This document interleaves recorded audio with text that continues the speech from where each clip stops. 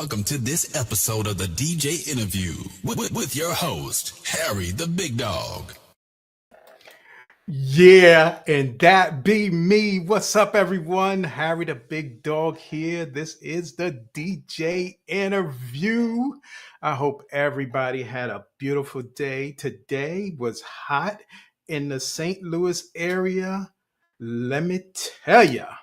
So, this dude we got coming up. Little did we know, we kind of inadvertently met back in 2008.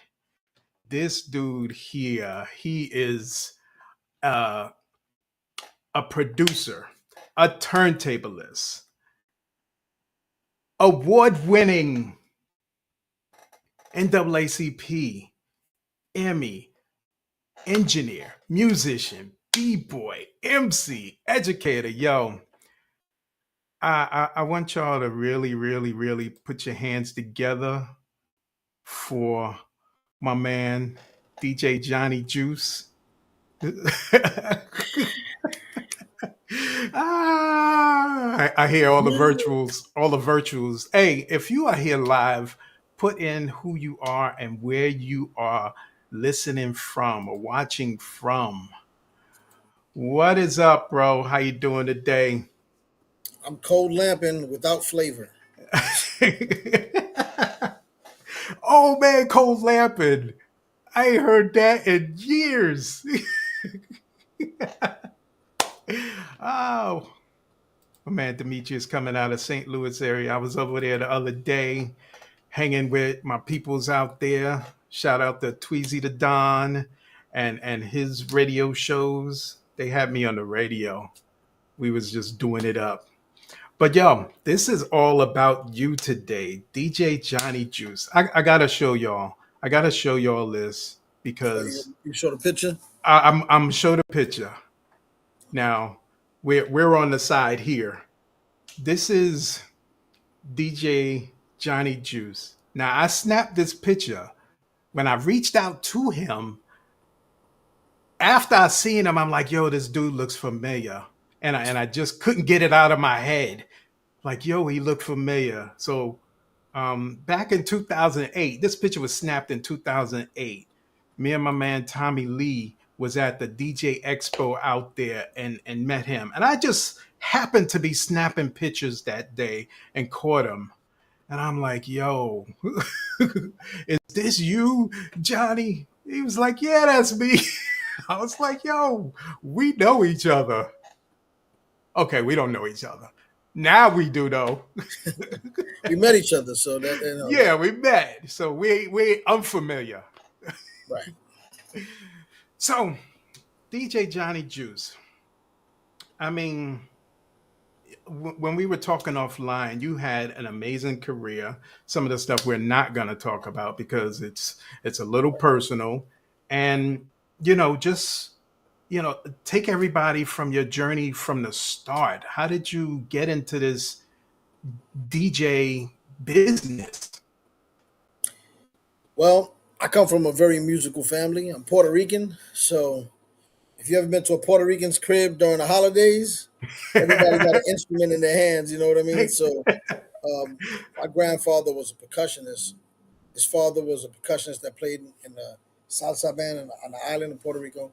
And all the kids would grab one of my grandfather's instruments and play around with it. I Yeah. gravitated to the heavier instruments. Everybody grabbed a maraca or a clave or something. I grabbed the bongos, which was my grandfather's. That was his thing. So, and he let me rock his bongos. That was like a big deal for him, right? Right. So, but I didn't realize this at the time.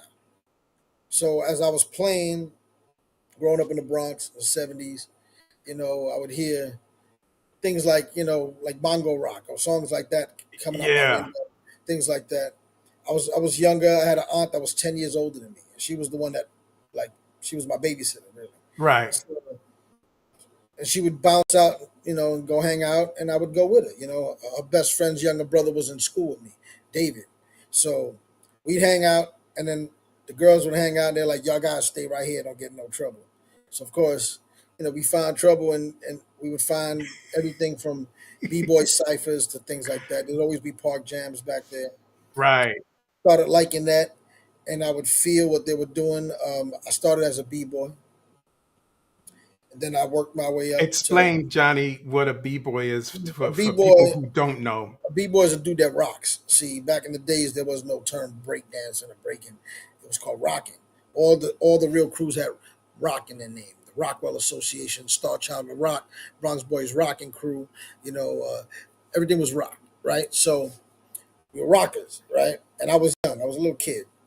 But when you were a little kid, sometimes the older kids would see you and be like, "Yo, look at little man, do your thing." So they encouraged it. Yeah. But then I saw the dudes on these shiny things called turntables, and I wanted to go over there, but it wasn't happening. I was too young, and there was ropes and things around that area. They wouldn't let me in there. That wasn't happening. Security, everything. Right. So, but I would watch it, and I'm like, one day. So as I got older, I had an older cousin named Benji. Benji had equipment, and my mom. He was my mom's cousin actually, but he was young. He's only a couple years older than me, a year older. He Right. wasn't that much older than me. So when my mom would go over to visit her favorite uncle, I would go so I could hang out with Benji and rock on his equipment. I never rocked on his equipment, but I got to watch him rock it, and that make me want to be a DJ. When I finally had the ability to grab turntables, my boy DJ Will, when I moved to Long Island, eventually in the Okay. early '80s, when I moved to Long Island, Will would let me on, and when he would let me on for small bits of time, I would do as much as I could, and I would model my scratching after my bongo playing. Ah. So when I started scratching, it would sound like sound just like I was playing. Mm-hmm. So eventually, um, my grandfather passed away. 16. When he passed away, he gave his bongos to me on his deathbed. Mm. Now, my uncle, my uncle that I've been looking up to my whole life, Val, that was my grandfather's junior. I thought he was going to get him. So I was taken by shock that he gave him to me. I was 16. Right. And actually, last year, I actually stripped them down to the bare wood, refinished. I remade them 100% so they look like they're brand new. They were like Oh, 80 that's dope. something years old at this point. Yeah. So that was my musical lineage. Started out as a percussionist. My dancing mimicked my percussion. My DJ mimicked my percussion. So it's kind of like that's how it went. And Right. then from then on, I just started rocking parties like everybody else. You know, trying to get them, Nice. them gigs. Shout out to Marcel Cramden in Long Island. First party I DJ'd officially for money. I think I made For like 30 money. Then you became a $30. DJ. So Yeah. it's like nothing, man. It was like a junior high school party or something like that. But I made some money. I mixed match turntables. I didn't have 12s. I had like SL23 and a Scott or some stupid shit. I don't know. No But Geminis. nah, I wasn't Gemini's. I had a Scott turntable and a Mm. Technics SL23. They were both belt drive. And oh, you know what? I did have a Gemini. I had a Gemini mixer with an echo chamber. And it wasn't the one that Jazzy Jeff was rocking. It was a different one.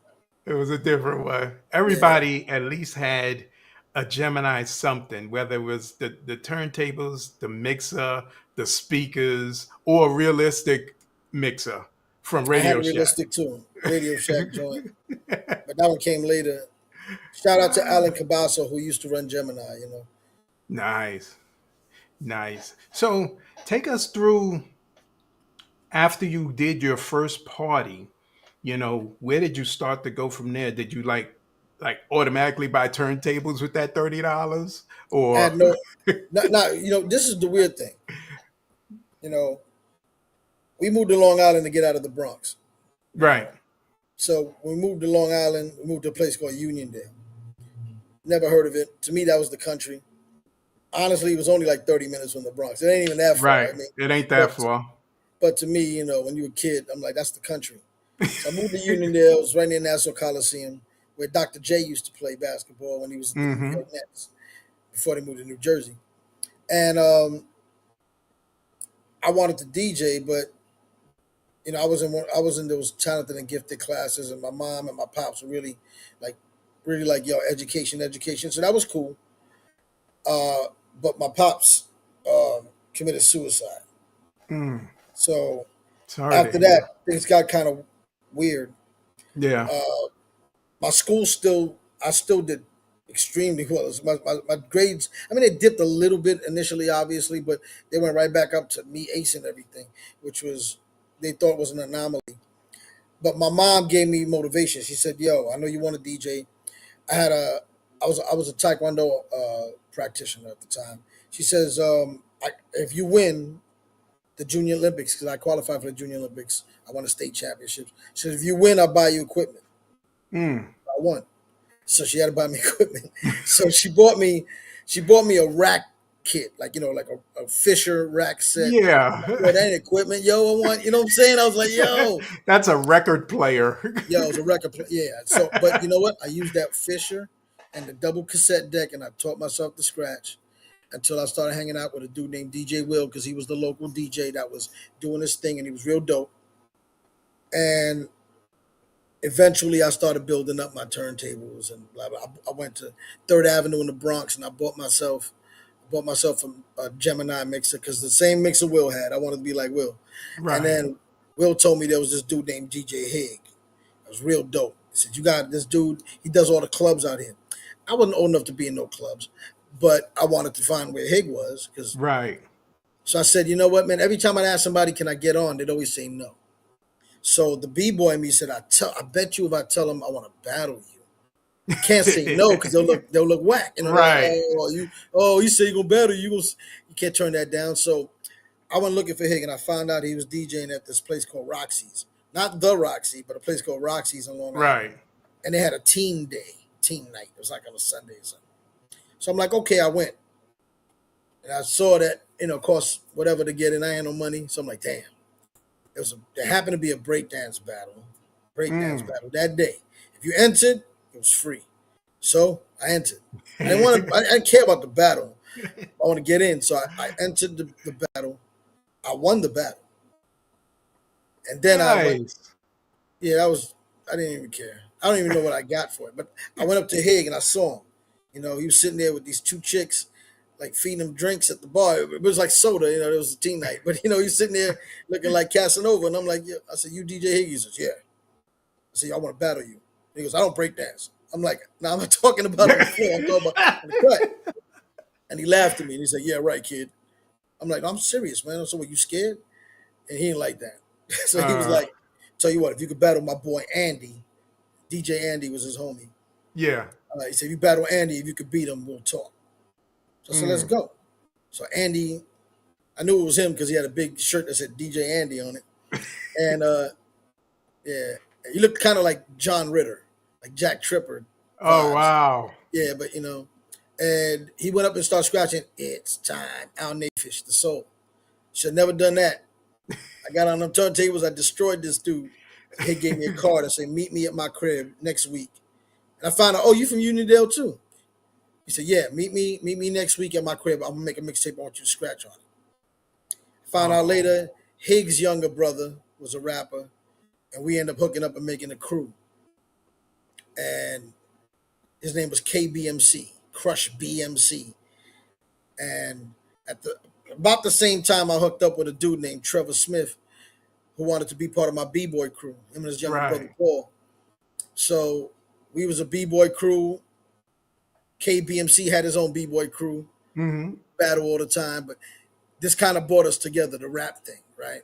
So I had my boy Miguel, my boy Gil, Albie, all these mainly Puerto Ricans, and like Trevor and his brother were black. And their side was mainly black people. It was like it wasn't supposed to be racially divided, but it just Right. I guess It it's just weird. happened But to be. I mean, I had black people in my crew. I had Paul and his brother. I had my boy Darryl Midget. We had some, we had people out in my squad. But eventually, we graduated from breaking to DJing and rapping. Paul, Trevor became MC Chillowski. We formed a crew, me, KBMC, and Chillowski, Right. and we started doing shows. And eventually, KBMC would become Charlie Brown, and Chillowski would become Busta Rhymes. Oh, dope. So you was with them from From start, before that, we made records. before leaders of the new school, Before before all of that, anything. it was us three, and then if we were making tapes, we even did little shows here and there. It wasn't really banging shows, but actually that's not true. We went all the way out to New Jersey, to Middletown, New Jersey, our first official show. We were called the Bum Rush Crew, and we did a Right. show opening for Alicia, the freestyle artist. Mm-hmm. But Buster didn't go. We had Brown, me, Hig was DJing for the night as a special guest DJ, and my homeboy Ian Richmond, E-Ski Spectacular. So we killed it. And we went through different roster changes. Buster was in and out, and then eventually Spectrum City had the DJ contest and the DJ rap contest, and that's how I got down with PE, and that's how the whole crew kind of migrated to 510 and chucking them. Wow. So you bring up this Public Enemy venture. Now, when exactly did you come in at in their height, in the middle, at closer to like the more later Beginning, albums? it's the The very beginning. beginning. See, Ah, they were called Spectrum City, and they were like a DJ, a mobile DJ unit. So mm, there was Chucky D. His name was MC Chucky D. There was MC DJ Flavor. There was DJ Melody, and there was Wizard KG, not Grand, but Wizard KG, and then Hank. And they would do these parties. And they also did radio on BAU, Adelphi University. yeah. So one of the guys that did radio with them, Bill Stephanie, uh, Mr. Bill Most Chill, went on to become vice president of Def Jam. Wow. And another member of the radio station, his name was Dr. Dre, the one that does MTV Raps. So all these guys came from BAU. When Bill went out to Def Jam, he started hooking his boys up. Original Concept got signed. That was Dre and them guys. Dre invented the sustained 808 kick. Boom. He did that with Steve Ed. Mm, And he also DJed for the Beastie Boys. He brought in Chuck. He was trying to get Chuck signed forever. Chuck would always say no. He didn't want to be a rapper. right. They wanted to run radio. Eventually, they said yes. They wanted to sign him as MC Chucky D, but there was already a Kumo D and a Steady B, and so they came up with the idea of calling it Public Enemy because their first single was going to be a song that they did as a demo in '83 called Public Enemy Number One. Right. So right when about that time, they said, you know what we're going to do? We're going to start looking for talent around Long Island, artists, rappers, DJs, and we're going to assemble them and we're going to manage them. That's what they wanted to do. So they had a contest. And downstairs from their little spot, their little pre-production spot, was Eric Sadler, who had a rehearsal studio because he was a musician. He Yeah. used to play in the band with Bill Stephanie too. So there's all 6 degrees of separation thing For happening. real. So Eric didn't really care for rap. He was doing his funk and soul stuff and his stuff downstairs. Upstairs was Wizard KG and Melody. If you listen to Public Enemy Number One, he says, and Chucky D, myself, and KG, Flavor, DJ Melody. KG became Keith Shockley. Melody became Terminator X. So he flipped them. He said, we're going to call this Wow. Public Enemy. At the same time, I won a DJ contest. I went up there because Eric was real good friends with Hig, Brown's brother. So he Right. said, "Yo, don't your brother got a rap crew? Tell them they're looking for rappers and DJs." So Brown called me. I was in the Bronx visiting my grandmother. So I got back. It was like 1,000 answer machine messages. "Yo, you got to come up, man. Yo, we gonna miss this. Yo, you got." So I said, "Cool, let's go." He said, "I hope it ain't over." So his mom picked us up. We ain't no car. His mom picked us up. We drove over to Buster's crib, but he was in Brooklyn visiting his pops. Mm-hmm. So me and Brown went up there with another friend of ours, Daquan, and the line was still around the block. Wow. So, yeah, so we thought we were gonna battle as a crew, but it wasn't like that. It was kind of, the DJs got a minute and a half with whatever record they picked. It was Funky President on their equipment, and the rappers got to pick from like a few drum machine beats they had to rhyme over. So we Right. did the contest. A week later, I get a call from Chuck saying I won. Oh, So dope. right, so I went up to the studio on Monday nights. That's what I was on meeting time, and he said we're gonna call you guys the Kings of Pressure. So I'm like, okay. There was a whole bunch of rappers there who I never met. He made us a group. We got signed the next plateau. And at the same time, Chuck was giving me rides to and from home for the meetings because I had no car.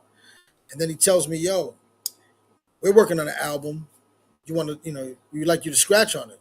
I'm like, "Cool. You got anything I can hear?" So he puts the tape in, and then the beat comes on, and it's the beat from my Uzi Weighs a Ton. Mm-hmm. So I'm like, "Y'all can rock this?" "Yeah, of course." So he said, "Yo, I'm gonna pick you up next week. Bring the Creative Records, turntable and a mixer." And I went to the studio with Chuck, and Terminator was there, and we went back and forth doing scratches on the whole album, depending on what they wanted, and Right. and that was the beginning with me and P East. That was the first album, and So y'all had two DJs, Terminator X, and your name was Johnny Juice at the time, or no? Yeah, yeah, my name's been Johnny Juice since I was a kid. forever. Okay. Yeah, so my Now name's on the first album. I didn't know that. Yeah, so I mean, it wasn't just that because keep in mind these guys are trying to create an empire. So it was like Yeah. we're gonna do radio. We already got radio.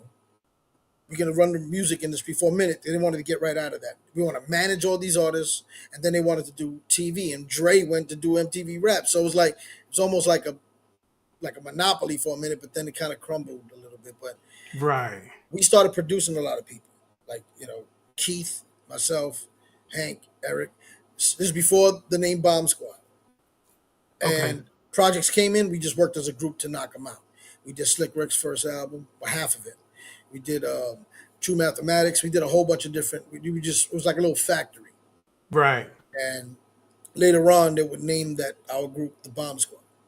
So that's how that. And then Eric, Eric was the musician, so he rocked it. Like he's one that played the bass live on a Teenage Love of Slick Rick, and Mm. yeah. I mean, Eric is a musician. He's dope. So we were just pumping stuff out, and I probably should have paid more attention to credits and stuff like that. But I was a kid. I was still in high school. Wow. So now you stayed with we talked offline. You stayed with Public Enemy, and then you went to the military. Yeah, there was a class action lawsuit against that whole situation because of that kind of stuff. Mm-hmm. So then I said, you know what? And I remember my pops passed away, and he was like, "Your education, education." So I was like, you know what? I need to get out of New York. I need to get away from all of this. So I did. I want to join the military for 6 years. I went 6 years. away. Did you did any reserve time or just straight active duty? I did 6 years active, 2 years reserve. Okay. So I did 6 years active. I came back in '94, and I immediately started working with Brown and them again. I did the scratches on Transformers by Leeds of the New School, uncredited. Um, Ah. yeah, so I did that when I was on leave. Actually, I wasn't on leave. I was on Liberty. I was on a 2 day pass. I was with my chief. He's an E7, and we were in Virginia. And he's like, "Yo, let's drive up to New York." He's from the Bronx. He's Puerto Rican too. So we drove up. He meant to drop me off and leave, but he ended up hanging out with my mom's and her husband, my stepfather. And it was real cool. And he was like, yo, parents is cool as hell, man. So he started hanging with them all night. I went out and I went to the studio and did the scratches for Transformers for they were still working on their first album, the Leaders album. I even Yeah. got video of that weekend. Me, Buster, Brown, my boy Miguel, who was in my b-boy crew, and we all breaking in my mom's living room.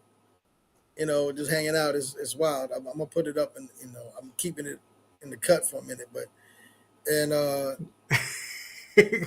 went and did that, but actually being in the military kind of expanded my musical palette too because I Yeah. started working with bands. I was in the San Diego area, so I started working with these like grunge-ish type bands, but before it was Mm-hmm. grunge, I guess, whatever, that kind of rock, like Rocket from the Crypt and things like that.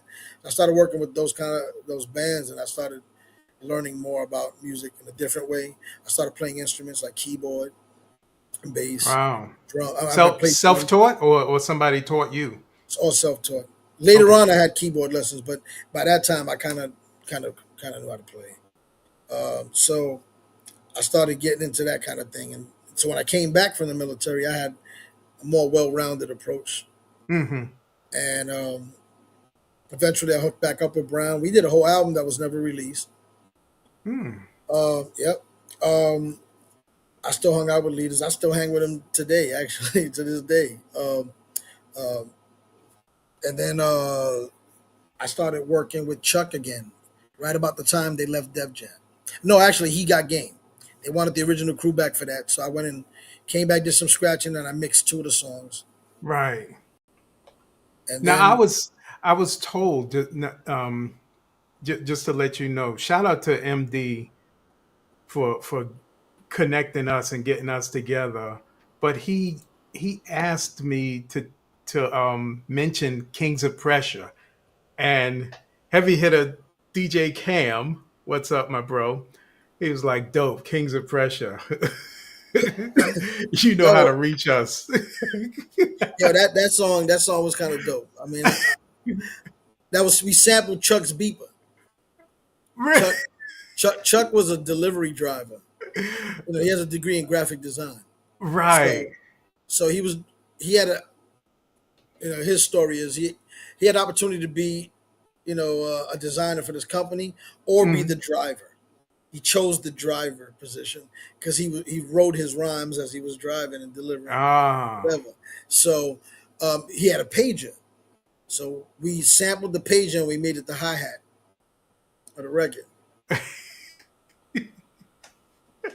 And the wild thing is, I played it.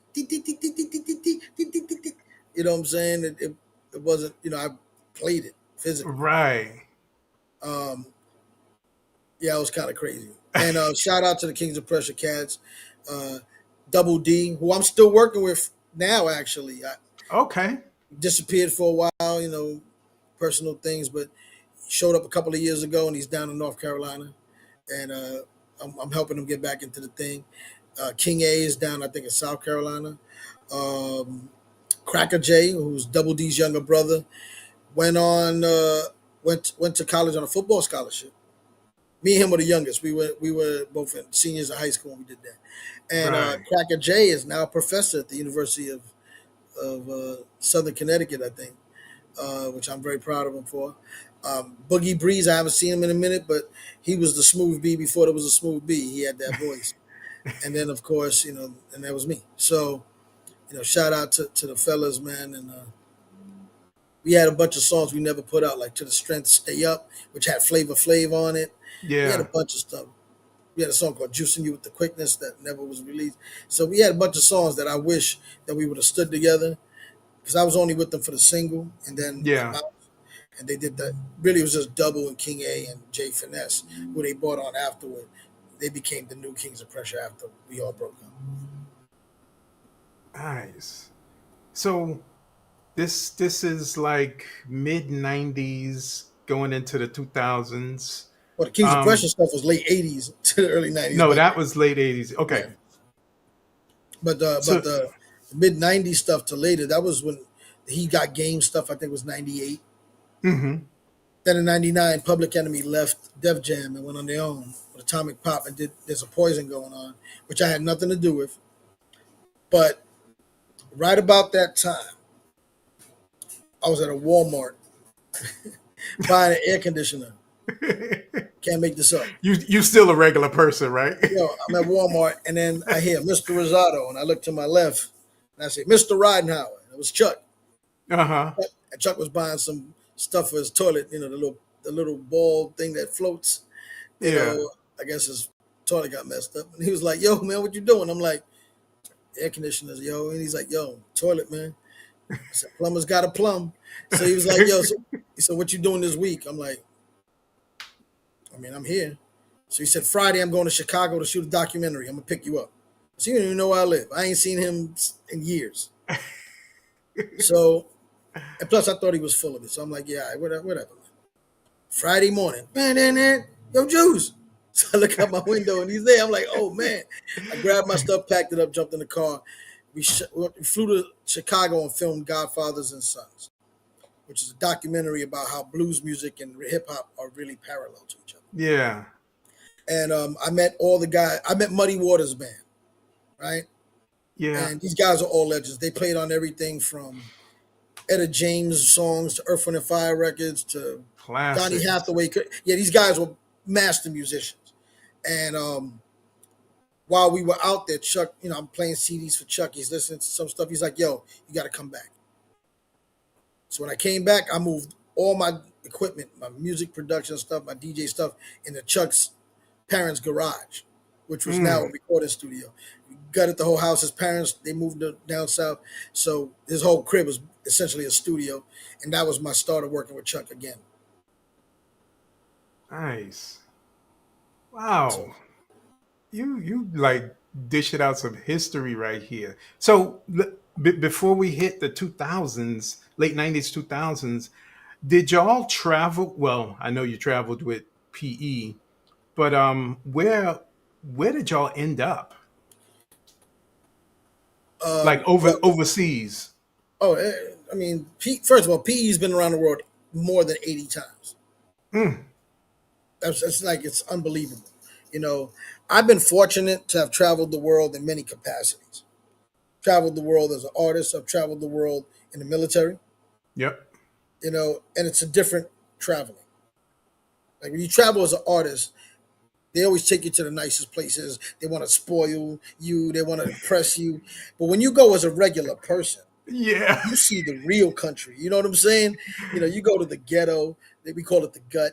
You go to some spots that you probably shouldn't be in. And nobody gonna treat you special. You better watch out because dudes will catch you out there. I've had a few fights and a couple of little exchanges with cats in some of these countries, and nobody cared that I made records or any of that stuff. They were like, yo, Right. And I learned a lot in both capacities. But PE as a whole has traveled literally everywhere. The only place they haven't traveled to was Antarctica. They've been to every other continent. So because it's a bit cold out there, right? it's nothing but a big sheet of ice. I'm told, unless you're a flat earther, then you think it's the end of the world. Right. All right, so let's take us to the 2000s. The digital and mind you, he's doing all of this on vinyl at the time because there was no digital stuff. So we get into the 2000s where the CDJs are coming into play. Then you got your Scratch Live. That was the original one, right? From Serato. Scratch before Scratch Live, there was Final Scratch by Stanton. Final Scratch. And I actually endorsed it. It was Did a box, you? the whole thing, and I rocked Final Scratch. There was definitely a bigger lag than there was of Serato. But I did Final Scratch. Serato came out, Serato Scratch Live, and it didn't really have a lot of MIDI features, like a lot of the way you can map things like they do now. Mm-hmm. So M Audio, who I was endorsing, came out with Torque. So I was actually endorsing Torque for a while, and eventually I got one of their controllers. Yeah, Before Serato they ended up stopped supporting swallowing it up. Yeah, it was a good software program. It had a lot of good things, but I think eventually Serato, it was a monster. So they absorbed everybody and everything, and kind of integrated all the different aspects of other competitive or competing brands. So. if you got questions for Johnny Juice, put them in the chat. This is Harry the Big Dog. This is the DJ interview, and I have my special guest, DJ Johnny Juice, and we're getting, just the good stuff that a lot of people don't know. Some people do know, but a lot of people don't know. Oh man. Well, I'll just say me. I didn't know. So now we coming up to the 2000s. Where are you? Are you still in New York? You're in I'm in New Connecticut? You're York. in I'm still Long in New York. Island? Okay. I'm in New Rochelle. I was in Long Island. I mean, I came back to New York. I was in Long Island for a minute. I was in Queens. I was in Queens Village. I used to live right up the block from where Davey DMX. I lived on the same block as him. Shout out to Davey DMX. I used to live in St. Albans, right up the block from I live Charles there Court. too. Yeah, Yeah. I was on 198th, right off of Linden. So Yeah. We're about Linden and 215. well, Farmers in Linden was. Yeah, like literally, like a couple few blocks away from there. You So remember I was that? up You remember there. that? Go Yeah, ahead. I was everywhere. I mean, and then I moved back out to Long Island. I even moved upstate. I worked as a data analyst upstate for New York State, Obamacare type thing. Um, but I moved back down to Long Island, and then I moved to New Rochelle. I'm about 5 minutes from the Bronx, so just outside the Bronx, Nice. and I'm still working So, on stuff. So, yeah. So where's your career at now at that time in the early 2000s? but early 2000s is when I started doing a lot of things with Chuck again. So started doing more stuff with PE. We did the documentary, the Godfathers and Sons documentary. Um, I did a couple of singles for Chuck's records. They started, really, they were touring a lot. I would tour sometimes. Sometimes I would stay back and produce. I started running the studio that we had. I say we had, but pretty much everything in that studio was mine. So, I mean, no, everything in the studio was mine except for the actual physical building. So Right. we had a live room. That thing was almost 20 hours a day of music. Like I sleep very little. So we Mm. had bands in there all hours of the night to the next morning. Uh, I was literally cranking out music like probably between 18 and 20 hours a day, and that's not an exaggeration. And I did that. I started running Chuck's label, Slam Jams. Started working with multiple bands. I worked with people like Mandrill. I worked with maybe the Staple Singers. Wow. Um, Yeah. uh, right now, I'm working on some stuff with Kat Glover. She was the dancer for Prince. She was on the cover of the Sign of the Times with the guitar. She Hmm. did some songs with Prince that were in that vault that she had to legally fight for. So she wants me to finish the song. So hopefully, I'll be finishing up some Prince songs. Uh, I know, right? Soon. Um, I worked with my boy uh, Dinko D. I've done a lot of stuff for his solo stuff. Brown, Hmm. Milo, who's Buster's cousin, who I've worked with on some of his stuff, and he's probably one of my closest friends now as well. Other artists, I worked with CNC Music Factory. Uh, I was pretty much working for anybody I could work for between 2000 and 2020. I worked with Pun, Okay. um, yeah, which is how I ran into Rob Swift and those guys. I mean, I I ran seen your into Rob. interview with Rob Yeah, Swift when you was at his class. yeah, I ran into him at Loud Records when I was going up there to speak to. I was with Brown. We went up there to speak about doing stuff with Pun or Brown, even trying to get a deal. And on the way out, I saw the X Men. So I'm like, hey, I know you guys. I see your videos, blah, blah, blah. And Rob was like, what's your name? I'm like, Johnny Juice. He's like, wait, Johnny Juice Rosado? I used to listen to your radio show. I'm like, get out of here. So, we started kicking it. And then apparently, just like you said, you didn't remember you saw me that long ago. He was like, Yep. yo, 88, I was at a club and you were DJing that there. And he was doing this and that. And I'm like, why don't you say something? He's like, nah, I didn't know you. And so it was him and Psycho Les from the Beat Nuts. Go Uh figure, huh. right? In '88, there was no Beat Nuts yet, and there was no X Men yet. So And they was, Small world, you know yo, what I'm saying? you, you that dude that's everywhere. But the thing Now, is, you try to work with the people that you respect, right? yeah, So a lot of people like they'll say, "I love this rap. I want to work with them." I grew up listening to, music, from the '70s and the early, the late '60s, '70s, right? So when I hmm met Dr. Rick Wilson from Mandrill, and he wanted me to do work with him, I did stuff for Mandrill. Um, Miss Mavis Staples. I mean, who hasn't played "I'll Take You There"? If you're a yeah, DJ and you've done any party, and there's black people there. If you haven't played "I'll Take You There," then you got to revoke your card. You know what I'm saying? So when you get a chance to work with people like that, you know what I mean, yeah, you take it because it's it's it's like going into a time machine. mm, So I got to sit there and really, ask Miss Mavis Staples a whole bunch of questions that weren't necessarily music related. Some of them were life related. yeah, Told me how their buses were getting chased by mobs due to racism. yeah, They were trying to, yo, it's crazy, crazy. The stuff, and crazy she's the times. sweetest woman ever, yo. Mm. She's a beautiful person. You know what I'm saying?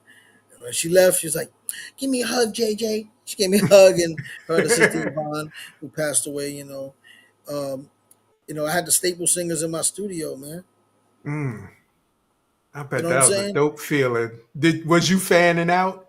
Like, No, no, wow, because I know how no, to produce a song for her. So it okay, was like, but afterwards, listening to her, it was. I don't know if it was fanning out or I think it was. amazement. I think it was more of a profound level of respect Yeah, oh, and okay, admiration. You know what I'm saying? So was I embarrassed? Oh my God! Nah, I mean, you know, I know what I bring to the table, and I know why I'm there, and I'm right, professional. But afterwards, we got to talk like regular human beings, and she was such a beautiful person, man. That I was like, wow, man. They always say never meet your heroes because they can disappoint you. With this one, did yeah, not.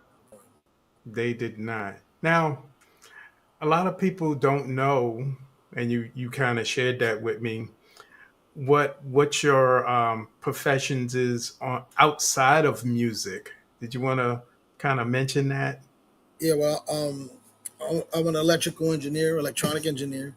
I worked for many years for electronic semiconductor manufacturers, and uh, I'm also a computer science dude and an IT guy, and as well as a security electronics guy. Um, Mm. I pretty much do everything. Anything you throw at me, I do it. Right. So, uh, We'll get to that story you told me about the pandemic in a few minutes, so oh yeah, we'll, okay. we'll we'll keep everybody waiting on that one. So now in 2008, we see you at this thing. I take those pictures that I showed in the beginning. So let me let me show them again. So this is this is Johnny Juice. Now I didn't know him. My man Tommy Lee was happened to be standing there, and I just snapped a picture. I actually snapped two photos, and that was him. So if you didn't hear in the beginning, after I introduced myself and twisted his arm to come on this DJ interview, I was like, yo, you look familiar. And then found these pictures. He was like, yeah, that's me. I was like, yo, that is just too dope. That's hilarious. So Yo, it is. I've had those moments with people. Give me a second here. All Two right. seconds. One, two, bam. All right, I'm back. He's back. I'm back. I But had, yeah, I had, that was I so had to strange. turn up the AC, man. It was ridiculous, man. It's Yo, it is straight up blazing in this room right here with this light Zimbabwe on right now. me. Feel like I'm in Vegas. I don't know if y'all can see any accumulation on my My head forehead. is always shiny, so this ain't sweat. This is just it's just You're, polish. you're natural. You're natural. Spit shine like the boots. You know what I'm saying? So we at this DJ Expo, and do you remember it about 2008 Yeah, I've where been to you a bunch were? of those. I remember that because I remember that particular one because I was doing M Audio. I was endorsing M Audio, and then right across from M Audio was QSC. So they saw me do a DJ set, and they asked to borrow me to rock on their set. I said, "Yeah, Uh, I'll rock on your set. You got to give me a set of speakers, though." you got borrowed. Yeah, That's funny. they said, "Can we borrow your DJ?" And they were like, "I think you got to ask him." So they asked me. I said, "Yeah, I'll come up and do a set. What you got for me?" So they gave me a set of speakers. Oh, dope. Just for doing that? Oh yeah, I got paid Ah, to do the thing for M Audio. Put me in a hotel, Atlantic City. ah. That's back when the music industry had money. Yeah. They When were paid nobody for, was broke. not saying they Everybody weren't broke, loved them days. but they had budgets. You know what I'm saying? So they had Yeah. a marketing budget, but now it's a little different. It's a different Man, time. You know, it is. It is. So take us to the early 2010s up to 2020 because I want to get into that about that story. time, I actually started getting really burned out. Um, Really? yeah, I was getting really burned out. Like I said, I was doing 20-hour days, man. It was ridiculous, and I was doing a day job as an engineer. And then Hmm. eventually, I just quit the day job and I did this music full time. Yeah. Um, but then things started souring between myself and the PE camp, and but it was rocky. About 2013, well, 2008, we were inducted into the Long Island Music Hall of Fame. Okay. Dope. I performed. Me, Chuck, and DMC performed. DMC inducted us, so me, Chuck, and DMC did a little performance. Hmm. Then in 2013, we got inducted to the Rock and Roll Hall of Fame. After Dope. that, um, I wrote out the rest of 2013, and in 2014, I left for good. And then that's when I moved upstate. And I was upstate, said I'm gonna semi-retire. Did that till 2018. Mm. So it's about 4 years. Now, Yep. what's that feeling like of getting burnt out? Because I know some people on here has gotten that or felt it, whether they were in the music industry or a job or something. But what was that feeling to you? It felt like a chore. You know what I'm saying? Like I didn't have, um, I didn't feel that um, that I was getting any enjoyment out of doing what I was doing. Like before, I Right. would throw a record on, I would DJ for a little while. And I'm like, oh, I felt good and or whatever. And now I put the stuff on, and I'm like, just turn it back off. I wasn't really feeling it, Mm. so it wasn't a good feeling. So I was like, you know what? Maybe I just need to step away from him for a minute. I started doing other things. I started, you know, doing Tai Chi. I've taken martial arts my whole life, Yeah. and I have, you know, 50 years literally of martial arts Mm. experience. And I said, you know what? I'm used to the heavy arts, bam, bam, kicks, what. I said, let me try to do something that's more internal. I did Tai Chi and it helped. And then I met a person that I knew for a long time because she sang on a couple of records I did for a group for Ex Vandals. Her name was Taina. Taina was a phenomenal singer, a songwriter, performer. She does like a Latin English hybrid type thing. Hmm. And I met her upstate. And I'm like, yo, what you doing up here? She goes, I live up here. She said, what are you doing up here? I said, I live up here. She's like, what? We got hang. So I'm like, go figure. I mean, when I worked with her, I was out here in New York City, right? So Yeah. she hit me up one day. It was like, yo, listen, man, I know that you used to touring on a larger scale, blah, blah, whatever. But my conga player can't make some of these gigs and you can play conga, I feel bad asking you. I'm like, I'd love to do it. So I went on tour as a conga player. Right. Wow. Right. So, and that gave me a different perspective. She had a phenomenal following, but it was different from going from Public Enemy on stage with turntables to I'm in a Latin band playing congas, and you know, and I'm here in the back, and that's cool. You know what I'm saying? It's all good, man. It's her music. None, I didn't write any of this stuff. You know, Mm-hmm. the only attachment I had was playing what was hers, and I enjoyed that, and I appreciate the experience, and I appreciate her asking me to do that because that helped me. Kind of helped me say, you know what, maybe I should start doing music again in a different capacity. And I started working on little things here and there. Mm-hmm. Then I got a call from a guy named Kevin who used to run a company called Rain, RAIN. They made computers for music. And I bought a couple of those computers when I was, producing records back in New York. Right. And he said, "Can you do some scratching on some of my records?" I'm like, "Sure." And it was a weird electronica, different stuff. Cool. He's like, maybe we could, do an exchange thing. I could play bass on your records. He's a bass player and singer. Before you know it, he's like, "You got any beats?" I sent him some beats, and he was like, "Yo, we should make a band." So we created the Odyssey, Okay. and he was in New York City. I was up in upstate, and he would come upstate to New York. I would go down there, but we would basically email each other tracks back and forth, and we did a Mm-hmm. whole album like that. And that's when I said, "You know what? I'm gonna start doing this again." And then a year and a half later, I think it was, I moved back down to New York, Okay. From and from upstate New York. yeah, upstate Troy, Albany area, Yeah.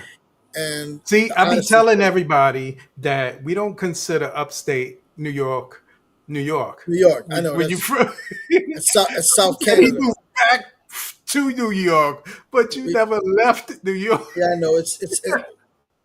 The funny thing is, in Albany, we call people from Rochester and Buffalo. We like, yeah, that's South Canada. You know what I'm saying? That's not even New York. But meanwhile, it's like Albany's only 2.5 hours from New York State, I New York know. City. That's really not that far. To be honest with you, you can drive across the whole length of Long Island and it'll be about the same amount of time. Right, to get there, to the end of Long Island, as Right. it is to get to To get to Albany. Albany. Go Yep. figure, So you start to get back into this game. You you reach out to some of your old people or no? I never really lost contact with them. Like I always, Okay. like people like Brown and Dinko, we've been talking forever. Matter of fact, I actually, while I was living upstate, I was getting all types of opportunities. I hooked up with this freestyle group called Trilogy. They did the vocals on some Music Factory stuff. They did Okay. a song called "Take a Toke," and they did a song called Robbie Rob's Boricua Anthem. So if you're a party DJ and you play anything up tempo like dance type stuff or like house, you've played Boricua Anthem, and they sang on that. And they're a legendary freestyle group, and they wanted to come back. And Angel hit me up, was like, "Yo, I saw you DJing, you Puerto Rican. Yo, you should be down with that crew. We want to come back again." I'm like, "We worked together on some CNC Music Factory stuff." He's like, "No way." I'm like, "Yeah." So it was like we started doing shows. I started doing shows with Kevin, now who's now KJ. We started doing Odyssey shows, um, and I'm like, let's just perform wherever, whatever. So I would do DJ gigs, performance gigs. Uh, you know, I would judge for the DMC battles for Christy, Yeah. who's you know helping to keep turntablism alive, which is great. Um, and then I started other bands. I got a band now with DMC from Run DMC. It's a Okay. rock band. I'm still with the Odyssey.